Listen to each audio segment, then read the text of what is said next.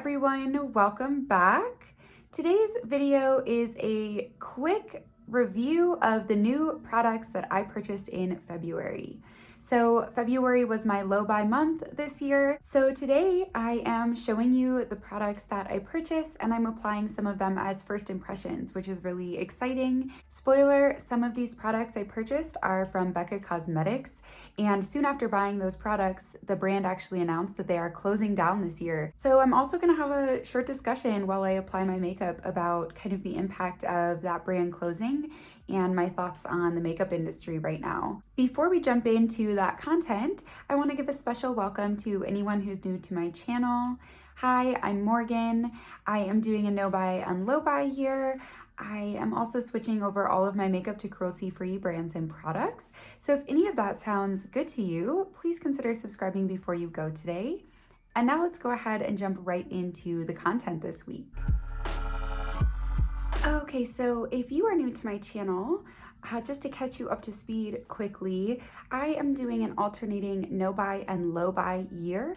So essentially that means on the odd numbered months, so January, March, etc., I am doing a no buy. That means I'm buying absolutely no makeup in those months. And then I'm alternating that with a low buy on all the even numbered months, so February, April, and on and on. And during those low buys, I'm trying to really just purchase things that I think are rounding out gaps in my collection that I've noticed during my no buy months. So the items that I'm sharing with you today are those things that I bought in February, and I'm going to use most of them on camera, and I'm also going to be touching on the closure of the brand BECCA Cosmetics because I did purchase some things for BECCA at kind of an untimely moment. So I'll be using them today and kind of discussing what I think about the closing of an entire makeup brand. So first up here, I purchased the Canyon palette from Alter Ego, and I already did a review of this palette, so I'll link that up in the corner. So I'm not actually going to be using this one today at all in this video, so go check that one out if you were curious about my thoughts on this. And aside from that eyeshadow palette, I will be using the rest of these products that I'm showing here today in this video. So the next thing up here is also an eyeshadow palette, the Natasha Denona Mini Nude palette. So this color story just is really perfect for me. I know that it's just like the world's most boring neutral palette, and I know we're not all traveling a lot right now because of COVID, but I didn't have anything compact and neutral like this in my whole collection, and this just seems like the ideal travel makeup palette for me anyways. So I want to try this on camera today because I'm super excited, like especially these two shimmers. This one's just kind of a standard bronzy shimmer to me. I mean, I'll swatch it and everything, but these two are really calling my name, so I'm super excited to use this today. And then as I mentioned, I also bought some products from BECCA, and this is actually the last thing I purchased for February. So I really did a low buy. This is way less than I even thought I would purchase. But the last thing that I bought in February was this BECCA little kind of sample kit. It's called The Glow Starts Here. I don't think that's like a special name or anything, but it comes with 3 different travel size or mini size of some popular BECCA complexion products. So there's a mini under eye brightening corrector. This is one of their like cult classic products. I already kind of dipped my finger in there just to get a sense of the formula, but I haven't actually applied it to my eyes yet. And then the other 2 products that came in that set were 2 of their primers. So the purple one is the First Light priming filter, and the kind of peachy one here is the Backlight priming filter. So both of these are like cult classic products, and I'll be using both of these today in the video as well. I've never used these. So ironically and kind of unfortunately, I bought those 3 BECCA products on February 20th. And then on February 24th, BECCA announced that they were closing their whole brand down. So I will talk about kind of my thoughts and feelings about BECCA's closure when I start applying those BECCA products, but I am going to start with eyeshadow today just because the Natasha Denona palette is new to me, and so if there's any fallout or anything, I don't want to disturb my base. So I'm going to prime just one eyelid and just kind of compare how the eyeshadow performs on primer and no primer. Okay, so I'm not going to try to do anything innovative with this eyeshadow palette. I'm going to put this matte shade in my crease, the deep matte shade on my outer corner. I'm going to do this kind of cooler toned bronze. I'm not even sure what to call this color. I really am intrigued by this. I'm going to put this kind of all over my lid, and then I'm going to use the center shade in my inner corner. So nothing crazy here. I'll just be kind of verbalizing my thoughts as I go. Okay, so this kind of the more mid-tone lighter matte still looks like it's going to be super pigmented, so I definitely tapped off a ton kind of off of my brush just out of fear. I've heard mixed reviews about Natasha Denona matte formulas. I think some people don't like that they're so pigmented, which makes them like, you know, just a little harder to blend and get a seamless application if you're not as used to eyeshadow. But I've also heard a lot of really good reviews saying, you know, like, yeah, they're pigmented, but that's on purpose. You know, it's like intentional. She wants her products to be impactful. So we'll see how I feel here. This is, again, the side with the primer, and I will say it is gripping like nobody's business. So I'm trying to kind of diffuse and blend like on this outer corner here, and I just can't get the product to go anywhere. And that could be the primer or that could be the formula. So we'll see when I get to this side.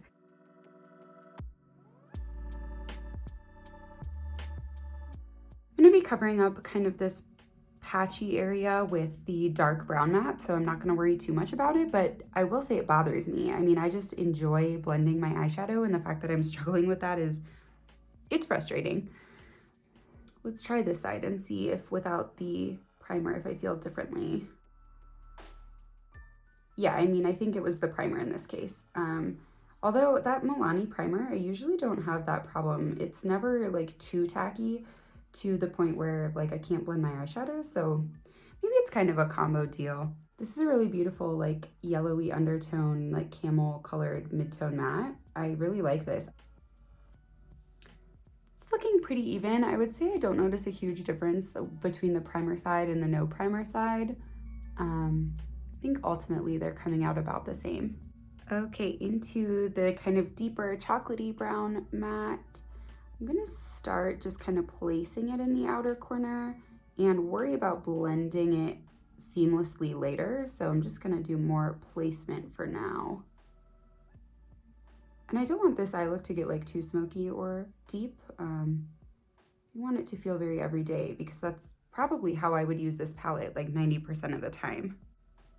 Again, it's really clinging, sticking, and I'm worried it is gonna get really patchy, so I wasn't going to blend until I had the product down on both eyes, but I think I'll probably go ahead and just quickly blend that out because I'm worried. You can see it's kind of getting patchy there, and I don't know, it's not like it's gonna dry down, I guess, but I'm worried that it is gonna dry down.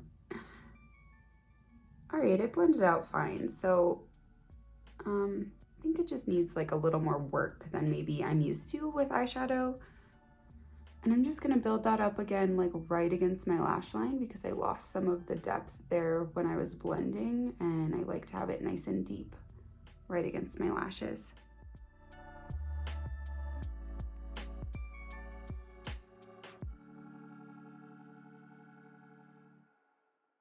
Definitely less patchy right off the bat. So I do think just this formula and my primer are maybe not playing well together. And now I'm going in with my finger on that very like interesting metallic shade.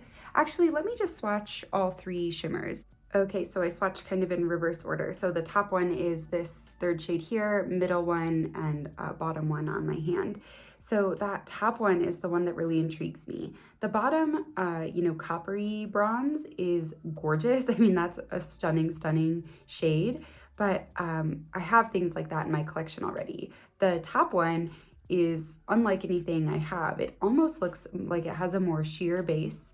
Like you can see that when I turn on this one, you can really still see the pigment, whereas this one, you can almost kind of see like my skin and my hand through there. And that's what intrigues me so much about that. So I want to put it all over my lid and see how it looks when I don't have like full opaque matte color underneath.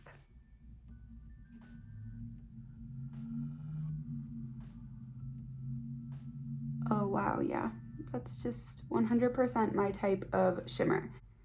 Oh my goodness. Okay, so I hope you can see on camera how dimensional that is. Like the tiny little shimmer particles are picking up the light so beautifully. And when I shift, it's just like, oh man, yeah, when I go like this, you can really tell. It is a beautiful, beautiful shade. This is everything I hoped it would be and more. This shade is, and I'm so glad to have this because even if this were the only thing that I got in this palette that's unique in my collection, which like it kind of is, aside from the fact that I needed a small neutral palette for travel, but this is the only thing in it that's like truly, truly unique to my collection, but I still think 100% it's worth it. And then I'm going to put this light shade on my inner corner, and I'll finish out my lower lash line kind of after the rest of my makeup's done. I'm gonna do eyeliner, top lash mascara, and brows off camera, and then I'll be back to start talking about these BECCA products. Okay, so I'm back with those steps done, and now I'm going to move on to these two primers from BECCA. So I think I'm going to do half of my face with one and half with the other, just to kind of compare and contrast. So I'm going to do the backlight priming filter on this side and the first light priming filter on this side. And I'm just now realizing how bad of an idea it was to apply that eyeshadow with my fingers because I now have glitter all over my fingers. So I'm hoping that doesn't influence my opinions here on these BECCA products, but just something to keep in mind that if you see actual glitter particles on my face, I think it's from the eyeshadow, not from the primer. So this is what this primer looks like. It's just like subtly reflective and kind of exactly the shade of the bottle. So good for them on that. And I may have gotten too much because I instinctively squeezed out the amount I would use for my whole face. So we will see. And I think I'm just gonna use my hands. I don't feel like it'd be weird to use anything else. Okay, it certainly feels like more moisturizing on my skin than I realized it would. So I had already kind of put my moisturizer on before this, and I think I'm going to be very, very moisturized. There's my skin with the, what's this? Backlight priming filter. It didn't really add like coverage or anything, but I'd also say it's not really emphasizing my texture too much. So you can see here I have some pretty pronounced pores, and normally there's some glitter. Oh my gosh. Normally products like this would really, really emphasize that. But you can see it's not too bad. I mean, once there's foundation and stuff over the top of that, I think it'll be fine. My fingers are like insanely glowy from that. Holy cow. I'm gonna blend that down my neck just to try to get rid of some of that off of my fingers. Oh my gosh, you guys. So yeah, I mean, I think you can build this up to be awfully glowy based on my hand. And the first light priming filter, I'll use my other hand since that left so much product on my right hand. I'll go ahead and just use my left hand for this one. And oh boy, okay. Whoo! This one's way runnier. So I don't know if you remember, but last time when I held up this hand, it didn't even run down my fingers, but again, matches the bottle perfectly. And we'll just go ahead, and I don't even think I can really dot this one around because it's so liquidy.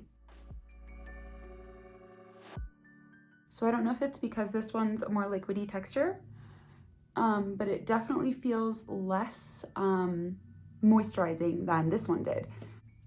Let's see if my fingers are, yeah, they're pretty dang reflective, and they do have kind of that purple cast, which I don't feel like I see too much on my face.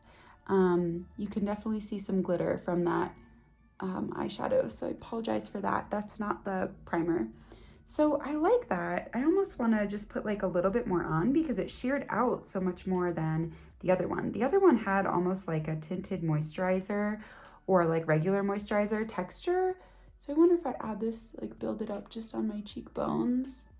Whereas this one really like spreads out. It's very liquidy. Yeah, so it did build up. I think you could get an equal level of glow from either of these. I think this one, the backlight priming filter will just build a little quicker because it's that thicker consistency. Either way, my hands now look crazy.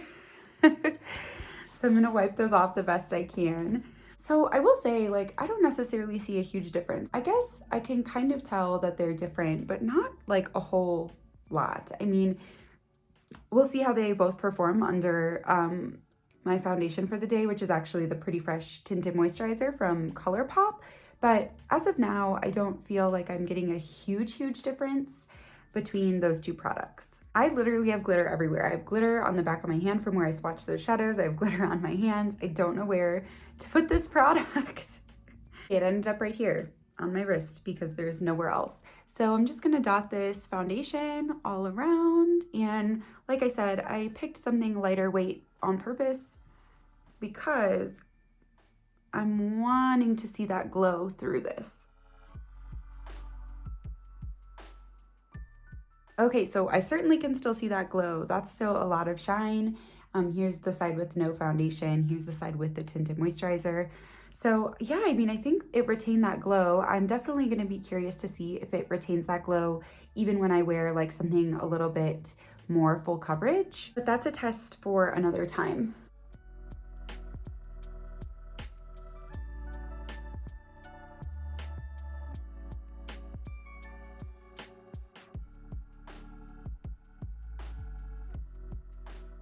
Okay, so there it is with the foundation on both sides. I think that glow is peeking through beautifully on both sides.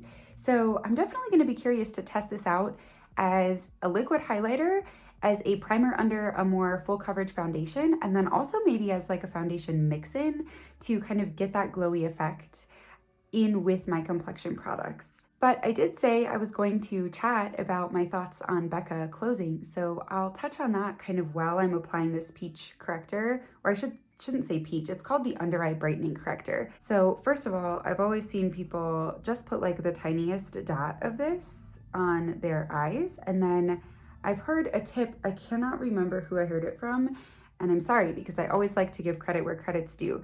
But I heard a tip to let it sit for a minute just so that it kind of gets a little tackier because it's like a super creamy product. And then I'm gonna tap it out with my fingers because that's what I see most people doing with this particular product. So while we wait for it to dry a bit, let's chat about BECCA. I'm pretty surprised that they are completely closing down. If you missed the news somehow, BECCA Cosmetics is closing down this September, so September 2021, and they announced it on their Instagram page on February 24th. So just 4 days after I had purchased these BECCA products that I was so excited to try out because this is my first time ever trying BECCA. And when they announced it, I was pretty surprised. I feel like BECCA is, although maybe not like the most innovative or kind of most like popular on YouTube brand, I feel like they have a lot of staples that like the everyday consumer really would gravitate towards.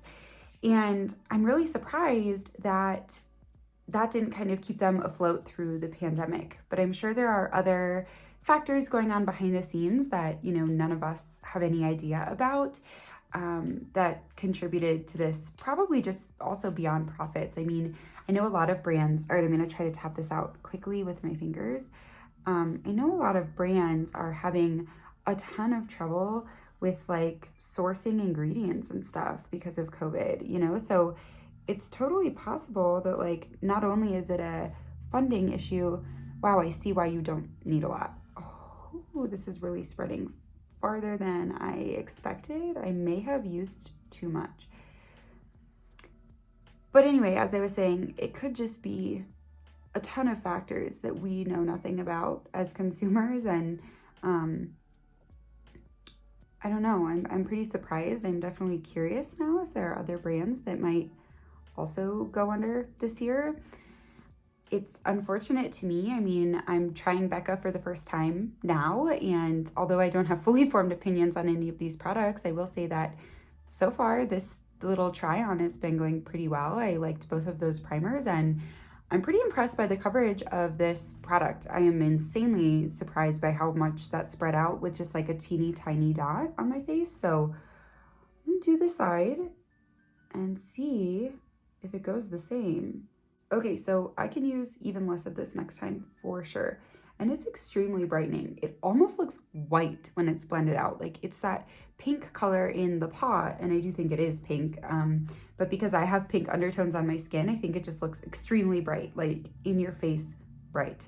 So although I don't think I could get away with this on its own, I think it's a good base to then put some concealer over top. So I'm gonna go in today with my ColourPop Pretty Fresh Concealer, and I'm gonna probably fast forward through this portion where I'm blending this out on top of the corrector just to save a little time.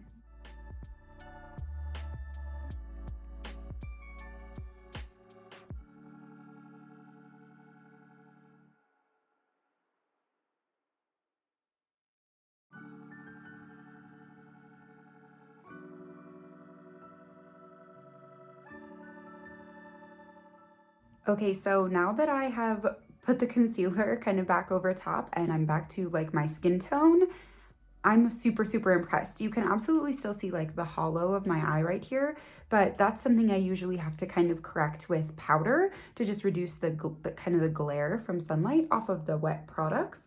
But this is probably the least like dark circly that my under eyes have ever looked. I'm just gonna powder with my Bare Minerals Mineral Veil under my eyes because I want to get rid of kind of that reflective quality. I know that is one thing that some people actually really love about this product from BECCA, is that it has that reflection for that brightening quality. But for me, because I also have this like deep divot there, that hollow in my eye, it just emphasizes texture. So I'm gonna just see how it looks when I powder over top. So hopefully you can see what I'm talking about now, the difference between the one that's reflective. You can really see that like very 3D dimension there. Whereas on the side, you can absolutely still see it. It's still part of my face, but it's a little less reflective, so it's just a little less obvious. I am super impressed with everything so far in this video. I'm just gonna finish up my lower lash line here with the Mini Nude palette, going in with that kind of medium tone brown here, just kind of right underneath my eyes. And then on that very outer corner, I'm just gonna dab a little bit of the deepest brown just to connect it up to my upper lash line.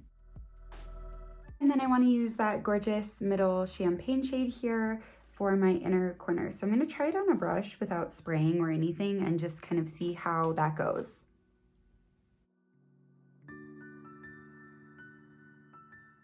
Perfect. I mean, these shimmers in this palette are outstanding. I'm gonna do lower lash mascara, finish up the rest of my complexion and my lips, and I'll be back for some final thoughts. Okay, I am back, but I said something earlier that now that I'm here, I'm thinking, why not go ahead and do it? I mentioned that I'm curious how these primers from BECCA work as highlighters. So I'm actually gonna go ahead and do it. I don't see any reason not to. I've used all cream cheek products today, so that's kind of the caveat here of I still won't know how these perform like over top of like a powder blush, for example, but I can absolutely test them as just like a quick liquid highlighter, and let's do it. So going in first on the same side that I used it as a primer, this is the Backlight Priming Filter. I don't know if these are really like intended to be used this way. I mean, like they're very specifically marketed as a primer, so no fault to them if it doesn't really work, but I thought it's worth a shot. Okay, so I mean, I think it worked fine. It doesn't look like it picked up my blush underneath. It looks like it just added some nice, really beautiful glow. So I'm also gonna use this one on my nose. And this one I'm a little hesitant about because it is so liquidy, so I don't wanna over apply and like disturb my base. So I'm gonna tap a little on, and then before I tap it out, I'm just gonna wipe my fingers off quick.